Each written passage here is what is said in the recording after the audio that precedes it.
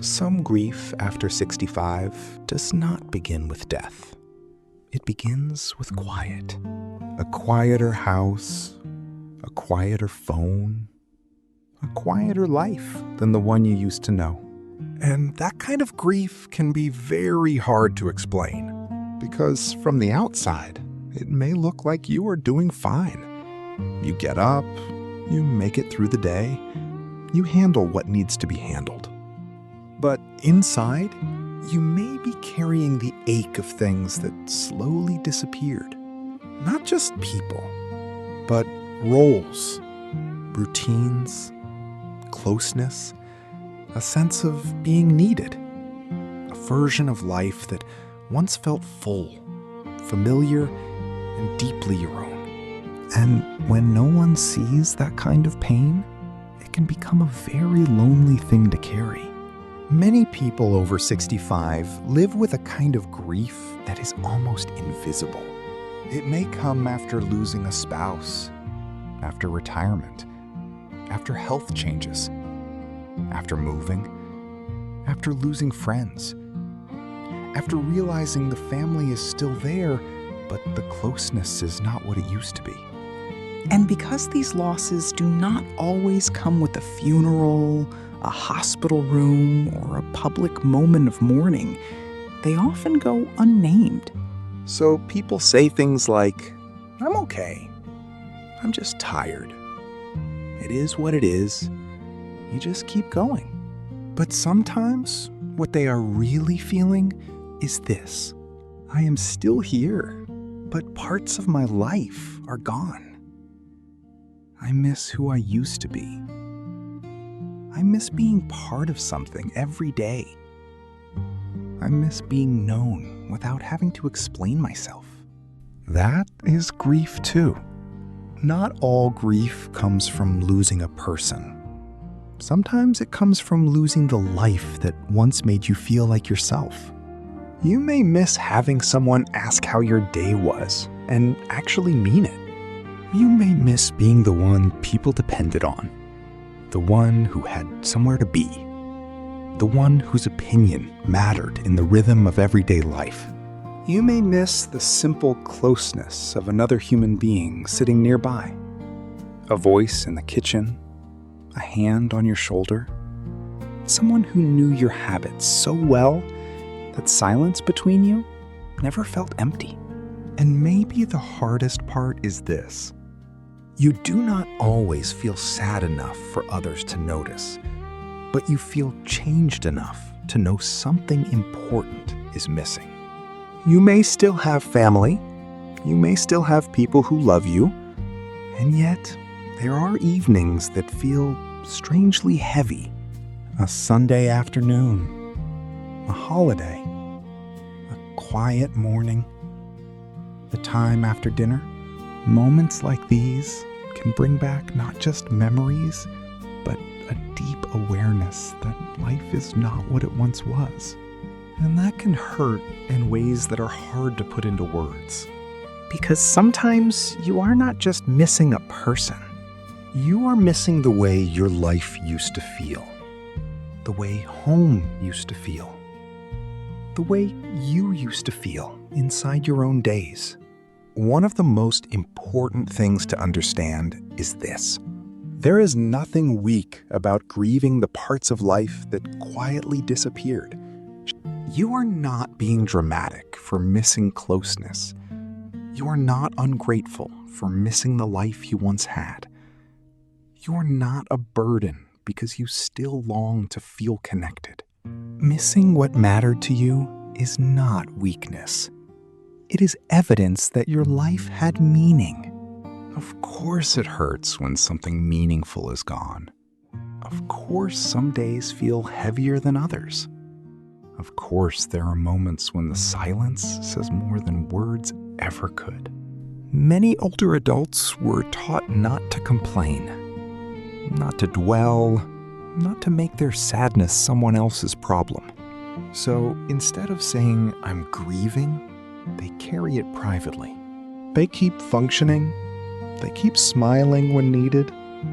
They keep telling others not to worry. But a quiet pain is still pain, and invisible loss is still loss. Sometimes what hurts most after 65 is not simply being alone. It is feeling less remembered, less included, less needed. That can be especially painful for people who once held everything together. The parent everyone called, the spouse who shared daily life with someone, the worker with a routine and a purpose, the friend who had a place in a circle that has now grown smaller. When those roles change, people often lose more than activity. They lose structure, identity, witness, belonging. And that grief can be confusing because life may still look fine from the outside. But inside, there may be a quiet question that returns again and again. Who am I now when the life that shaped me has changed so much? That is a tender question, and many people carry it alone. There is also another sorrow that often goes unspoken. It is the pain of not wanting to burden anyone. You may want connection very deeply, but stop yourself from reaching out because the children are busy, because everyone has their own lives, because you do not want to sound needy, because you tell yourself, I should be able to handle this by now. So the longing stays inside. And over time, unspoken grief can start to feel like a second skin. Not loud, not dramatic, just quietly exhausting. You may even stop asking for what you need, not because you do not need it, but because you are trying so hard to be easy for everyone else. But wanting someone to sit with you, call you, notice you, or truly ask how you are doing, that is not too much. That is human. And there is another truth that deserves to be said out loud. Sometimes people after 65 are not only grieving who they lost, they are grieving what life no longer offers as easily as before. The ability to drive without worry, the ease of getting out, the energy to do things spontaneously, the old home, the old neighborhood, the old traditions, the old version of the family. These are not small losses. They are pieces of daily life. And daily life is where so much of love, identity, and comfort once lived. That is why a person can say, nothing terrible happened, and still feel a deep sadness. Because grief does not always arrive in one dramatic moment. Sometimes it arrives slowly, piece by piece, until one day you realize you are mourning things no one else even knows you lost. So, what do you do with this kind of grief? You begin by telling yourself the truth. Not the harsh truth, the gentle truth. Something in your life changed. Something meaningful is missing, and your heart is responding honestly to that. That matters. Sometimes healing does not begin with fixing the loneliness. Sometimes it begins with no longer dismissing your own pain. With saying, yes, this is real. Yes, this hurts sometimes. Yes, I miss more than I usually admit.